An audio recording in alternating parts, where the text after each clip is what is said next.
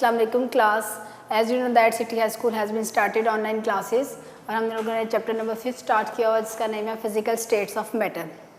Yesterday we will discuss the topic evaporation. हमने evaporation को discuss किया। हमने कहा एवेपोरेशन एक ऐसा प्रोसेस है जिसमें लिक्विड को जब हीट प्रोवाइड की जाती है और लिक्विड किस पे कन्वर्ट हो जाता है, वेपर्स में। ऐसा प्रोसेस जिसमें लिक्विड वेपर में कन्वर्ट होता है इसको क्या कहा जाता है, एवेपोरेशन कहा जाता है। ठीक है, ये से फॉर एग्जांपल हमने कहा कि ये हमने एक कंटेनर में लिक्विड लिया हुआ था। लिक्विड के जिन मॉलिक्यूल की काइनेटिक एनर्जी ज़्यादा थी वो सरफेस से ऊपर बाहर की तरफ एनवायरनमेंट में चले जाएंगे, तो इस प्रोसेस को हमने क्या कहा, एवेपोरेशन। फिर हमने कुछ इसके करैक्टरिस्टिक्स पढ़े। हमने कहा एवेपोरेशन एक ऐसा प्रोसेस है जो रिवर्स टू कंडेंसेशन होता है, इसमें हीट एब्जॉर्ब होती है, इसलिए इसको एंडोथर्मिक प्रोसेस भी कहा जाता है। फिर हमने ये कहा ये कंटिन्यूस प्रोसेस है, ये कंटिन्यूस प्रोसेस है, इट मीन्स ये हाई टेम्परेचर पर हो जाएगा। फिर हमने ये कहा कि ये कूलिंग इफेक्ट देता है जो एवेपोरेशन का प्रोसेस है। अब हमने ये जो कल करैक्टरिस्टिक्स पढ़ लिए थे उससे फर्दर हम लोगों ने आज इसके डिस्कस करने हैं वो फैक्टर्स जो इफ़ेक्ट करते हैं एवेपोरेशन को। ये एज ए लॉन्ग क्वेश्चन भी डिफरेंट आ सकता है कि define evaporation and also discuss in detail the factors which affect the evaporation. ठीक है, तो डेफिनेशन के साथ एग्जांपल मैंने कल आपको बता दी थी। आज हम फर्दर आगे कंटिन्यू करेंगे जो वो फैक्टर्स जो कि इफ़ेक्ट करते हैं एवेपोरेशन को। वो 3 फैक्टर्स हैं। नंबर 1 है जी सरफेस एरिया,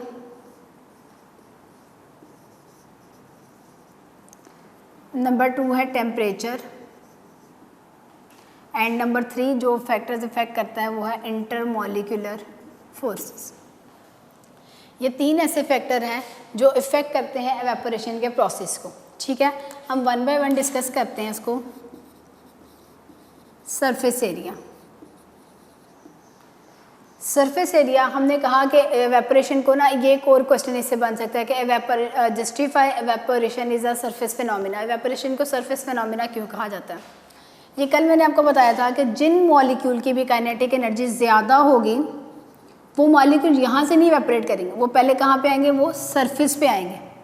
जब वो सरफेस पे आएंगे वहाँ से इन्होंने बाहर इन्वायरमेंट में जाना है, तो इस वजह से इस फिनोमिना को हम लोग क्या कहते हैं कि ये सरफेस फिनोमिना भी है। क्या? एवेपोरेशन। ठीक है, अब सरफेस एरिया का इसके साथ क्या रिलेशन है? डायरेक्ट रिलेशन है। यानी मैं कहती हूँ कि अगर किसी चीज़ का सरफेस एरिया ज़्यादा है तो इसकी इवेपोरेशन भी क्या होगी, ज़्यादा होगी। अब इसकी आप एग्जांपल लें। से फॉर एग्जांपल अगर हम लोग चाय को ठंडा करना चाहते हैं तो आप एक सॉसर में लें तो चाय उसमें जल्दी ठंडी हो जाती है as compare to a cup of T.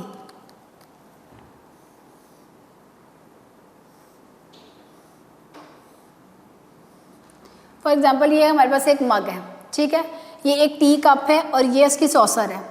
आप इसमें फ़र्क देखें, हम कहते हैं कि टी में अगर हम लोगों ने चाय को ठंडा करना है तो चाय ठंडी जो सी है वो सॉसर में ज़्यादा जल्दी होती है as compare to a cup of tea. Reason behind is this, reason क्या है? सरफेस एरिया है। इधर देखें, इतने से एरिया से मॉलिक्यूल ने एवेपोरेट करना है, यहाँ एवेपोरेशन के लिए इसको सरफेस ज़्यादा मिल गई, इसको एरिया ज़्यादा मिल गया। जब इसको एरिया ज़्यादा मिलेगा तो ज़्यादा नंबर ऑफ मॉलिक्यूल्स क्या करेंगे, एवेपोरेट हो जाएंगे। इस वजह से सरफेस एरिया के साथ इसका एवेपोरेशन का क्या जो उनसे ताल्लुक है वो इसका डायरेक्ट रिलेशन है। As we increase the surface area the rate of evaporation also increases. Second जो हम लोग डिस्कस करेंगे दैट इज़ टेम्परेचर। ये कल भी मैंने आपको वैसे डिटेल में बता दिया था कि टेम्परेचर के साथ इसका क्या रिलेशन है। टेम्परेचर के साथ ये एवेपोरेशन का डायरेक्ट रिलेशन है। टेम्परेचर के साथ भी डायरेक्ट रिलेशन है किसका, एवेपोरेशन का। वो कैसे? कल मैंने आपको ये बात बताई थी कि अगर आप देखें इन विंटर आपको अगर क्लॉथ को लोगों ने ड्राई करना है तो उसके लिए आपको टाइम ज़्यादा लगेगा। ऑन द कॉन्ट्रेरी अगर आप जो सा समर में देखें तो वही कपड़े को अगर हम लोगों ने ड्राई करना हो तो हमें बहुत कम टाइम लगता है। क्यों? टेम्परेचर ज़्यादा होता है। जब टेम्परेचर ज़्यादा होगा मॉलिक्यूल की काइनेटिक एनर्जी बढ़ जाएगी। जब मॉलिक्यूल की काइनेटिक एनर्जी बढ़ जाएगी ज़्यादा से ज़्यादा मॉलिक्यूल एवरेज काइनेटिक एनर्जी के बैरियर को ओवरकम कर देंगे। जब वो वाला बैरियर को ब्रेक करेंगे तो एज ए रिजल्ट वो किधर आ जाएंगे, सरफेस पर आ जाएंगे और सरफेस से वो एवेपोरेट हो जाएंगे। सो टेम्परेचर के साथ इसका क्या रिलेशन है, डायरेक्ट रिलेशन है। इसकी अगर आपने कॉमन एग्जांपल देखनी हो, say for example we have 2 container, एक के अंदर हॉट वाटर है, ठीक है, और एक के अंदर कोल्ड वाटर है। तो आप अगर इन दोनों का सेम लेवल लेते हैं तो कुछ देर के बाद आप देखिएगा कि जिस अगर आप दोनों का सेम लेवल लेते हैं तो कुछ देर के बाद देखिएगा इसका लेवल जल्दी कम होगा और इसका लेवल देर से कम होगा। क्यों? क्योंकि इसका लेवल ज़्यादा, टेम्परेचर इसका ज़्यादा था, मॉलिक्यूल्स की काइनेटिक एनर्जी ज़्यादा थी, ज़्यादा से ज़्यादा मॉलिक्यूल क्या करेंगे, एवेपोरेट होना शुरू हो जाएंगे। सो टेम्परेचर के साथ ही एवेपोरेशन का रिलेशन है, डायरेक्ट रिलेशन है। ये पीछे टेस्ट योरसेल्फ में ये क्वेश्चन भी है कि why evaporation increases by increasing the temperature, तो उसका आंसर क्या है, क्योंकि इनकी काइनेटिक एनर्जी बढ़ सकती है। आप एग्जांपल के साथ इसको एलैबोरेट करेंगे। थर्ड जो हमारे पास टॉपिक वो है इंटरमॉलिक्यूलर फोर्सेस। ये भी वैसे तो हमने डिस्कस कर लिया, लेकिन इसको दोबारा करते हैं। इंटरमॉलिक्यूलर फोर्सेस, मैंने आपको क्या कहा था, मैंने कहा था कि मॉलिक्यूल के दरमियान होती है फोर्सेस, अट्रैक्टिव फोर्सेस। उन अट्रैक्टिव फोर्सेस को क्या कहा जाता है, intermolecular, not attractive partially attractive, यानी कि से फॉर एग्जांपल अब ये कह लें हमारे पास ये वाटर है, ठीक है, और एक हमारे पास है अल्कोहल। अब अल्कोहल के ऊपर देखें partial negative, partial positive, partial negative, partial positive, partial positive, ये लास्ट चैप्टर में डिटेल में डिस्कस करके आ चुके हैं। अब इन दोनों में डिफरेंस देखें। मैंने जब आपको हाइड्रोजन बॉन्डिंग का टॉपिक पढ़ाया था, मैंने कहा था ये फिजिकल प्रॉपर्टीज़ को इफेक्ट करती है, तब आपको डिटेल में इनकी जो है बॉन्डिंग करके बताई थी कि ये वाला हाइड्रोजन फर्दर बॉन्ड कर सकता है, ये जो वाटर मॉलिक्यूल है 3 फर्दर मॉलिक्यूल के साथ बॉन्डिंग कर सकता है। इट मीन्स कि इसमें इंटरमॉलिक्यूलर फोर्सेस यानी मॉलिक्यूल के पार्शियल पॉजिटिव की एक दूसरे मॉलिक्यूल के पार्शियल नेगेटिव के दरमियान फोर्सेस ज़्यादा है। जब ज़्यादा फोर्सेस होंगी तो इट मीन्स कि वो उनको ब्रेक करना हमारे लिए मुश्किल हो जाएगा। जब ब्रेक करना मुश्किल हो जाएगा तो इसका मतलब एवेपोरेशन कम हो जाएगी। तो जिन मॉलिक्यूल की इंटरमॉलिक्यूलर फोर्सेस ज़्यादा होगी उनकी एवेपोरेशन क्या हो जाएगी, कम। अब आपको सिंपली लर्न करने के लिए आपने क्या करना है, एक ही लर्न कर रहे हैं। सरफेस एरिया से एवेपोरेशन का रिलेशन है, डायरेक्ट रिलेशन है। आप पूरी स्टेटमेंट खुद बना सकते हैं, एग्जाम्पल कॉमन से एग्जाम्पल है वो आप लोग पुट कर सकते हैं। इसी तरह टेम्परेचर के साथ ही सिर्फ इतने रिलेशन आप याद करें, बाकी थ्योरेटिकल क्वेश्चन करना आपके लिए कोई मुश्किल नहीं हो जाएगा। अब इंटरमॉलिक्यूलर फोर्सेस के साथ इसका क्या रिलेशन है, इन्वर्स रिलेशन है। मैंने बताया कि वाटर के केस में इंटरमॉलिक्यूलर फोर्सेस ज़्यादा होती है एज कम्पेयर टू अल्कोहल। यहाँ एक मॉलिक्यूल 3 फर्दर मॉलिक्यूल के साथ बॉन्डिंग कर सकता है। यहाँ इधर जो से वो जो से अल्कोहल के केस में यहाँ फर्दर सिर्फ 2 मॉलिक्यूल के साथ ये फर्दर इंटरेक्शन शो कर सकता है। इस वजह से अगर कंपैरेटिवली देखा जाए तो अल्कोहल की इंटरमॉलिक्यूलर फोर्सेस कम होती हैं as compare to water, so that evaporation का जो प्रोसेस है वो भी अल्कोहल में क्या होगा, ज़्यादा होगा एज कम्पेयर टू वाटर। अब जो नेक्स्ट टॉपिक हम लोगों ने पढ़ना है वो एवेपोरेशन से बहुत रेलिवेंट है। एवेपोरेशन मैंने भी आपको बताया कैसा प्रोसेस है, एक ऐसा प्रोसेस है जिसमें लिक्विड में किस में चेंज होना होता है, गैस में चेंज होना होता है। अब हम लोगों ने ये देखना है कि जब अब हमने इसकी नेक्स्ट प्रॉपर्टी को डिस्कस करना है, दैट इज़ वेपर प्रेशर। यानी कि लिक्विड जो सा जब वेपर में कन्वर्ट होता है तो वो क्या बनाता है, लिक्विड जब गैस में कन्वर्ट होता है तो क्या बनाता है, वेपर्स बनाता है। वो वेपर्स क्या करेंगे, वो एक्सर्ट करेंगे प्रेशर, किस पर, लिक्विड पे। तो वो फिनोमिना हमारे पास क्या हो जाएगा, वेपर प्रेशर। तो अब हम लोग जो नेक्स्ट फिनोमिना डिस्कस करने लगे हैं डिटेल में, दैट इज़ वेपर प्रेशर। ये इससे मिलता जुलता है वेपोरेशन से। वेपर प्रेशर का भी लॉन्ग क्वेश्चन एक्सरसाइज में मौजूद है। इससे रेलिवेंट क्वेश्चन जो है वो टेस्ट योरसेल्फ में भी हैं। अभी मैं आपको पॉइंट आउट भी करवा देती हूँ कि वो कौन कौन से हैं। So next topic which we have going to discuss is vapour pressure. किसी भी टॉपिक को लर्न करने से पहले, अंडरस्टैंड करने से पहले आप उसको टॉपिक को बाय नेम अंडरस्टैंड करें। वेपर प्रेशर नाम से ही पता है प्रेशर है किसका है, वेपर्स का है। अब वेपर का प्रेशर किस पे हो सकता है, वेपर का प्रेशर किस पे हो सकता है, लिक्विड भी हो सकता है, क्योंकि वो लिक्विड ही वेपर में कन्वर्ट हुए हुए हैं। इस केस में देखें, इस फिनोमिना को पहले आपको कंसिडर करने के लिए आपको जो है ना वो डेफिनेशन में बात देंगे। आप एक कॉमन से एग्जांपल है, आप ये देखें कि अगर मेरे पास एक ये कंटेनर ओपन है, ये लिक्विड जो है वो वेपर में जब कन्वर्ट होते हैं तो ये वेपर किधर जाएंगे, बाहर इन्वायरमेंट में जाएंगे। इन्वायरमेंट में क्या है, एयर, और ये वेपर एयर के साथ जाके क्या करेंगे, मिक्स हो जाएंगे। बट अगर अब इस केस में वेपर का कोई प्रेशर नहीं होगा, ठीक है, क्योंकि वो जो वेपर बन रहे थे वो तो कहाँ चले गए, वो तो इन्वायरमेंट में चले गए, तो वेपर का ऐसा प्रेशर इतना ज़्यादा नहीं होगा। लेकिन अगर हम वेपर का फिनोमिना स्टडी करना चाहते हैं तो उसके लिए हमारे पास कंडीशन है कि हमारे पास जो कंटेनर हो वो क्लोज हो, the container should be close. Why? उसकी रीज़न ये है कि जब लिक्विड ने वेपराइज होना है, अब मैं डिफरेंट के साथ शो करनी, जिस लिक्विड ने वेपराइज होना है, अगर ये ओपन सरफेस होती तो ये सब ने क्या करना था, बाहर चले जाना था। अब इस केस में जो लिक्विड वेपर्स में कन्वर्ट हुए वो जब ऊपर जाते हैं इस वॉल के साथ टकराते हैं, जब वो इस वॉल के साथ टकराएंगे, टकरा कर उन्होंने क्या करना है, दोबारा से वापस नीचे आना है। किधर आना है? उन्होंने इस लिक्विड पर आना है। जब वो इस लिक्विड पर आते हैं तो वो क्या करते हैं, इसके ऊपर एक फोर्स लगाते हैं। फोर्स लगाते हैं, एक स्पेसिफिक एरिया पर लगाते हैं, तो फोर्स पर यूनिट एरिया आपको क्या बताया था, प्रेशर होता है। अब प्रेशर कौन डाल रहा है? प्रेशर वेपर्स डाल रहे हैं, तो इस वजह से इसका नाम क्या हो जाएगा, vapour pressure.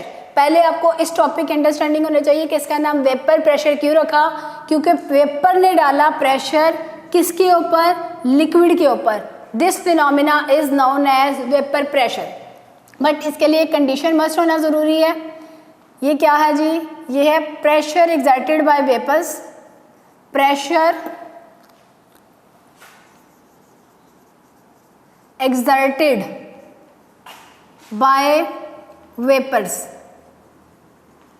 Pressure exerted by vapours किस पे, कहाँ, कब? At equilibrium.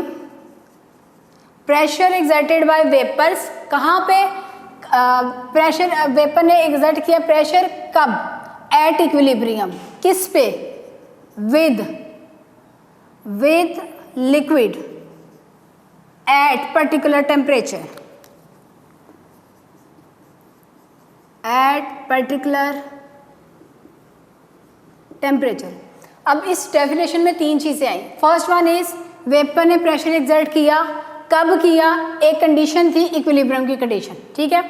उस स्टेज पे आके लिक्विड वेपर ने प्रेशर एक्सर्ट किया, किस पर किया, लिक्विड पर किया।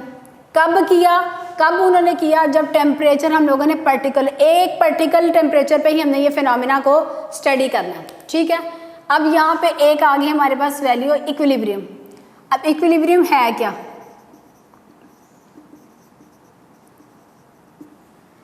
इक्विलिब्रियम वो एक स्टेज है, इक्विलिब्रियम क्या है, ये एक ऐसी स्टेज है, stage eight which rate of evaporation या vaporization become equal to rate of condensation। अगर आपको याद हो, कल मैंने आपको बताया था कि वेपोरेशन किसका रिवर्स प्रोसेस है, कंडेंसेशन का। इधर देखें, इधर क्या हो रहा है, ये था लिक्विड, ये थी गैस। लिक्विड का गैस में कन्वर्ट होना क्या कहलाया, वेपोराइजेशन। लिक्विड का गैस में चेंज होना क्या कहलाया, वेपोराइजेशन। फिर क्या हुआ, क्योंकि ये क्या था हमारे पास, ये कंटेनर हमारे पास क्लोज था, मॉलिक्यूल को निकलने के लिए जगह नहीं मिली। जब मॉलिक्यूल को जगह नहीं मिली, ये गैस के मॉलिक्यूल्स क्या करेंगे, ये इस वॉल के साथ टकराएंगे, टकराने के बाद दोबारा इधर आके लिक्विड के ऊपर क्या करेंगे, प्रेशर एक्सर्ट करेंगे। जब ये दोबारा आएंगे तो ये दोबारा गैस किस में कन्वर्ट होना शुरू हो जाएगी, लिक्विड में। जब गैस लिक्विड में कन्वर्ट होगी, उस प्रोसेस का नाम क्या होगा, condensation. In the beginning, initially जो हमारे पास नंबर ऑफ मॉलिक्यूल्स लिक्विड के थे वो ज़्यादा थे जो गैस में कन्वर्ट हो रहे थे। फिर एक ऐसी स्टेज आती है जब जितने नंबर ऑफ जिस रेट के साथ लिक्विड गैस में कन्वर्ट हो रही है, उसी रेट के साथ गैस दोबारा से किस में कन्वर्ट होगी, लिक्विड में कन्वर्ट होगी। उस रेट को, उस स्टेज को हम लोग क्या कहेंगे, इक्विलिब्रियम स्टेज। और इसको हम लोगों ने ये टू डबल एरो के साथ शो करना है, हाफ एडेड एरो है, ठीक है, एक एरो। इट मीन्स ये लेफ्ट टू राइट और right to left, in both phase ये रिएक्शन जोन है वो मूव कर रहा है, ठीक है। तो हमारे पास ये इक्विलिब्रियम की कैसी कंडीशन है, ये भी आ सकता है। What do you know about dynamic equilibrium? Dynamic अब इसको क्यों कहा, क्योंकि ये स्टैटिक नहीं है, रुकी हुई नहीं है, ये मूवमेंट हो रही है इसमें। डायनामिक मीन मूवमेंट, यानी क्या हो रहा है, लिक्विड के मॉलिक्यूल गैस में, गैस के मॉलिक्यूल लिक्विड में। बज़ाहिर हमें ऐसे लगता है कि ये प्रोसेस रुक चुका है, लेकिन ऐसे एक्चुअल में होता नहीं है, क्योंकि मॉलिक्यूल की कन्वर्जन हो रही होती है एक फेज से दूसरी फेज के दरमियान। इस वजह से इसको क्या कहा, डायनामिक। इक्विलिब्रियम क्यों कहा, क्योंकि rate of evaporation become equal to rate of condensation, that's why it is known as equilibrium. अब आपको इसकी अगर डेफिनेशन आ जाती है, अब डेफिनेशन के साथ ये इसकी इक्वेशन भी लिखेंगे। फिर आ जाती है एग्जाम्पल में, मैंने आपको इसकी फर्दर एक्सप्लेनेशन बता दी, जो अगर ये लॉन्ग क्वेश्चन आता है मैं उसके पॉइंट ऑफ व्यू से बता दूँ। डेफिनेशन आ गया आपके पास, उसके बाद आपने एग्जाम्पल देनी है, उसके बाद आपने एक्सप्लेनेशन देनी है, ठीक है। एक्सप्लेनेशन में मैंने आपको बता दिया हमारे पास मस्ट क्या चीज़ होना चाहिए, number 1 there should be close system. अगर जो हमने कंटेनर क्लोज नहीं लिया होगा तो लिक्विड के मॉलिक्यूल क्या करेंगे, या सॉरी गैस के मॉलिक्यूल क्या करेंगे, वो इवेपोरेट हो जाएंगे। इवेपोरेट कहाँ पे हो जाएंगे, वो एयर में चले जाएंगे, एयर में जाके वहाँ पे वो एयर के साथ मिक्स हो जाएंगे। फिर जो लिक्विड ही नहीं बचेगा या बहुत क्वांटिटी कम में बचेगा तो हम लोग वेपर प्रेशर को कंसिडर या स्टडी नहीं कर सकते, क्योंकि ये प्रेशर ही किसका था, वेपर का। जब वेपर ही नहीं होंगे तो वो प्रेशर कहाँ से लगाएंगे। सो इस कंडीशन में हमारे पास जो सबसे पहले हमारे पास क्या है, क्लोज सिस्टम का होना ज़रूरी है। क्लोज सिस्टम होने के बाद ही हम लोग ये वाला फिनोमिना जो है वो स्टडी कर सकते हैं। ओपन सिस्टम में ये फिनोमिना हम लोग स्टडी नहीं कर सकते। आपने जब ये इसकी एक्सप्लेनेशन लिखना है तो आपने ओपन क्लोज सिस्टम का बता देना है। फिर आपने बताना है कि इनिशियली तो हमारे पास रेट ऑफ इवेपोरेशन ज़्यादा था, लेकिन फिर एक टाइम के बाद हमारे पास एक ऐसी कंडीशन आई जिसमें रेट ऑफ कंडेंसेशन और रेट ऑफ इवेपोरेशन दोनों जो है वो वेपराइजेशन इक्वल हो गया। अब आ जाते हैं कि वेपर प्रेशर पे कौन सा फिनोमिना, कौन से फैक्टर्स ऐसे हैं जो कि वेपर प्रेशर को इफ़ेक्ट करते हैं। तो वो फैक्टर्स जो वेपर प्रेशर को इफ़ेक्ट करते हैं वो 3 फैक्टर्स हैं। Number 1 is nature of molecule, number 2 is size of molecule, and number 3 is temperature.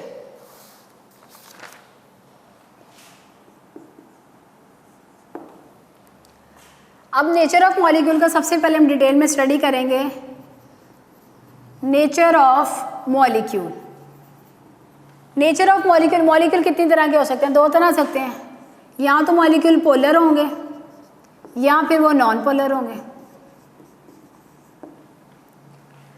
अब जिन मॉलिक्यूल, जो मॉलिक्यूल होंगे पोलर, जो मॉलिक्यूल हमारे पास होते हैं पोलर, अगर आप पोलर मॉलिक्यूल्स को देखें तो हम लोगों ने ये जो वेपर प्रेशर हम लोगों ने कंसिडर करना है ना, पहले तो बात हमने इसको करना है एक स्पेसिफिक सेम टेम्परेचर पे।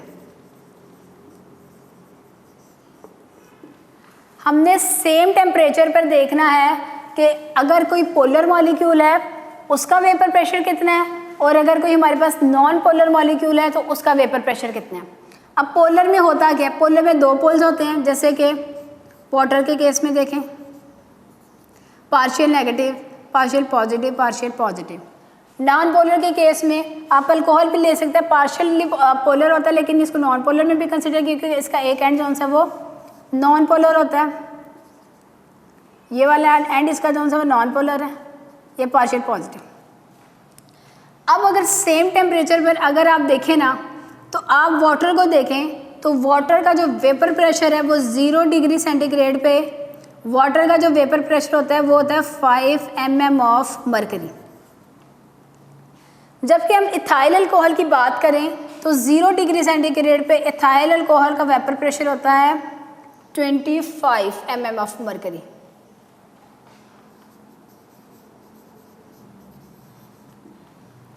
ये हमारे पास इथाइल अल्कोहल का वेपर प्रेशर है 25 mm of mercury.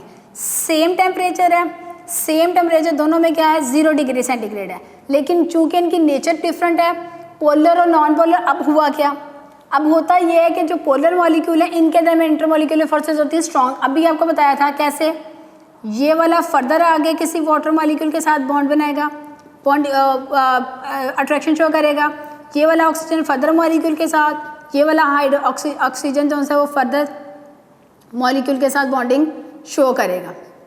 So that's why इनके दरमियान इंटरमॉलिक्यूलर फोर्सेस बहुत ज़्यादा स्ट्रॉन्ग होती हैं। जब इनके दरमियान इंटरमॉलिक्यूलर फोर्सेस स्ट्रॉन्ग होंगी तो ऑटोमेटिकली वेपर्स कम बनेंगे। जब वेपर्स कम बनेंगे तो ऑटोमेटिकली वेपर प्रेशर का प्रोसेस क्या होगा, वो भी स्लो हो जाएगा। तो नेचर ऑफ लिक्विड में जो होंगे मॉलिक्यूल पोलर, उनकी वेपर प्रेशर हो जाएगा कम, और जो हमारे पास होंगे नॉन पोलर, उनका वेपर प्रेशर हो जाएगा ज़्यादा। उनका वेपर प्रेशर ज़्यादा क्यों होगा? क्योंकि इनके दरमियान इंटरमॉलिक्यूलर फोर्सेस कम होगी। इन दोनों का आपस में कंपैरिजन करें, इसमें क्योंकि एक नॉन पोलर ये वाला एंड, इसके ऊपर कोई भी चार्ज नहीं है, इसमें नॉन पोलैरिटी है, इस एंड की वजह से इसकी जो इंटरमॉलिक्यूलर फोर्सेस है वो इसकी निस्बत कम हो गई। अल्कोहल की इंटरमॉलिक्यूलर फोर्सेस इसकी निस्बत कम हो गई, जिसकी वजह से इसका वेपर प्रेशर भी हो जाएगा ज़्यादा। मैंने आपको क्या बात कही, जब नेचर ऑफ मॉलिक्यूल को कंसिडर करना है तो टेम्परेचर का सेम होना ज़रूरी है। नेक्स्ट फैक्टर जिसको हम लोग डिटेल में स्टडी करेंगे that is size of molecule.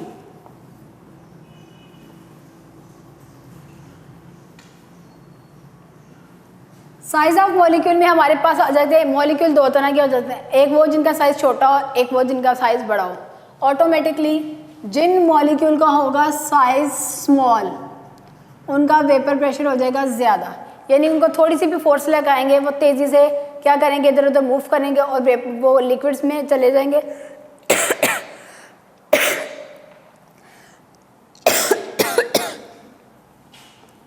से फॉर एग्जांपल हमारे पास ये दो कंटेनर है, एक में बड़े साइज़ के मॉलिक्यूल्स हैं, एक में छोटे साइज़ के मॉलिक्यूल। जिनका मैस कम होगा उनकी वेलोसिटी भी ऑटोमेटिकली क्या हो जाएगी, ज़्यादा हो जाएगी, यानी वो तेज़ी के साथ क्या करेंगे, लिक्विड से गैस में कन्वर्ट हो जाएंगे। जब वो गैस में कन्वर्ट होंगे तो ज़्यादा वेपर्स उस पर प्रेशर पुट करेंगे। इसमें इनकी जब साइज़ जो सा वो इनका क्या होगा, ज़्यादा होगा, तो इनका वेपर प्रेशर क्या हो जाएगा, कम हो जाएगा। वेपर प्रेशर कम क्यों हो जाएगा, वो इतनी तेज़ी से मूव नहीं करेगी, यानी लिक्विड से गैस में जाने के लिए उनको प्रॉब्लम होगी। इस वजह से इनका वेपर प्रेशर भी जब कम वेपर्स में कन्वर्ट होंगे तो उनका वेपर प्रेशर भी ऑटोमेटिकली कम हो जाएगा। इसमें आप एग्जांपल देख लें कि अगर हमारे पास एक कंपाउंड है हेक्सेन, हेक्सेन का फार्मूला C6H14, ठीक है, यानी इसमें नंबर ऑफ कार्बन आइटम कितने हैं, ये 6 हैं, 1 2 3 4 5 एंड 6। ये कोई ऐसा कंपाउंड है जिसके पास 6 कार्बन है और इसके पास 14 हाइड्रोजन है, ठीक है। अब हमारे पास एक ऐसा कंपाउंड है जिसका नाम है डिकेन। डिकेन के पास है C10H22।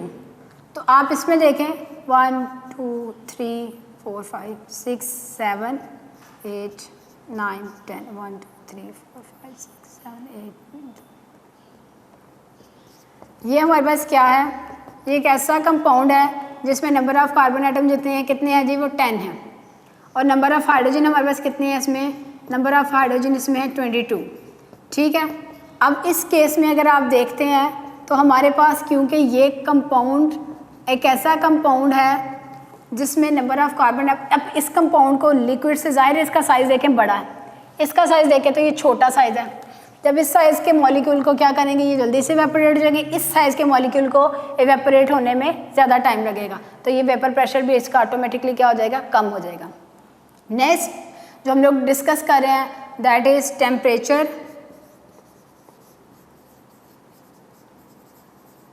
अब हमने एक ही कंपाउंड का, इसमें देखें दो डिफरेंट कंपाउंड से उनका सेम टेम्परेचर पर रिलेशन देखा कि तब वेपर प्रेशर क्या था।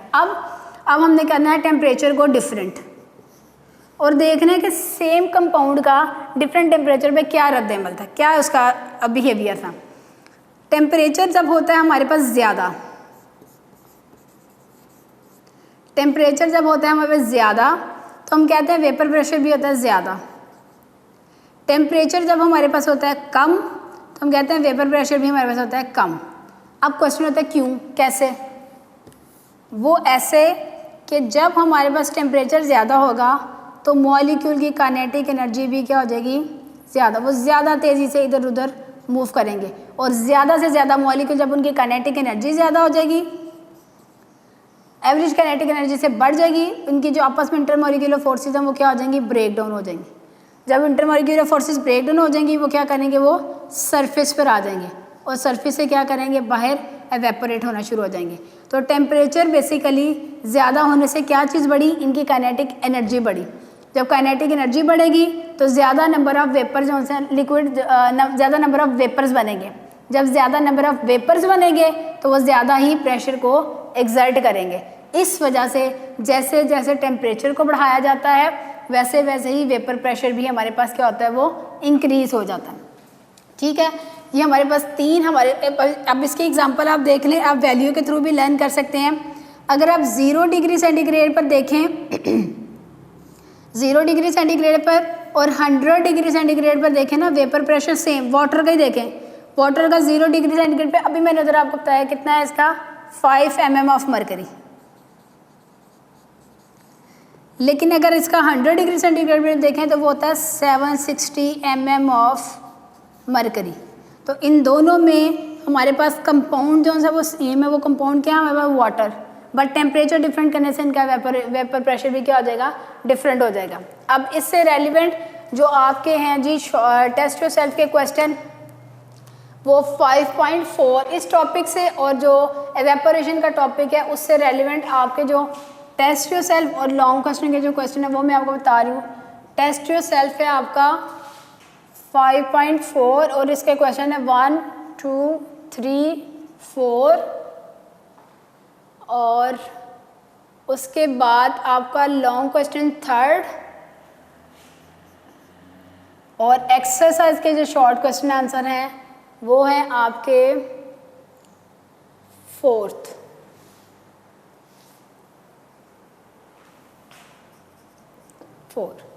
ये आपके जो से इस टॉपिक से रेलिवेंट क्वेश्चन आंसर हैं। ठीक है, अब इसके साथ ही आज हम लोगों ने इसके 2 मेजर टॉपिक को हम लोगों ने डिस्कस किया। हमने फैक्टर्स डिस्कस किए एवेपोरेशन के और उसके बाद हमने सेकंड जो टॉपिक डिस्कस किया जो इसी से थोड़ा सा मिलता जुलता था कि वो जो लिक्विड वेपर में कन्वर्ट हुआ था उस वेपर ने क्या किया, प्रेशर एक्सर्ट किया, किस पे किया, लिक्विड पे किया, कब किया, इक्विलिब्रियम पे किया, किस पे किया, एक स्पेसिफिक टेम्परेचर पे उसने किया। फिर हमने एक कंडीशन पढ़ी, हमने कहा एक स्टेज आई जिस पे रेट ऑफ वेपरेशन जो है रेट ऑफ कंडेंसेशन इक्वल हो गया, उस कंडीशन को हम लोगों ने स्टेज को क्या कहा, इक्विलिब्रियम कहा।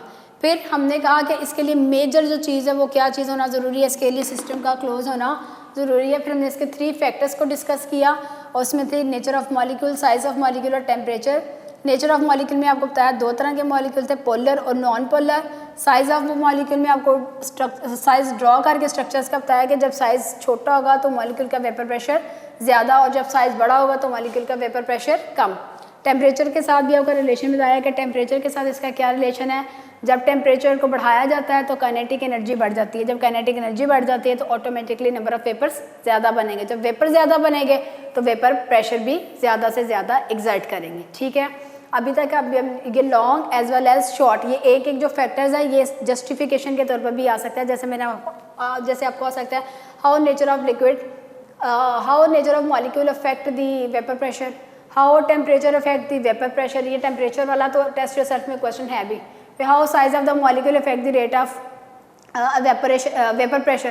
तो इस तरह से आप ये शॉर्ट प्लस आपने लॉन्ग क्वेश्चन के लिहाज से चैप्टर इन क्वेश्चंस को इन टॉपिक्स को प्रिपेयर करना है। आज के लिए हमारा टॉपिक जो है वो इतना ही था।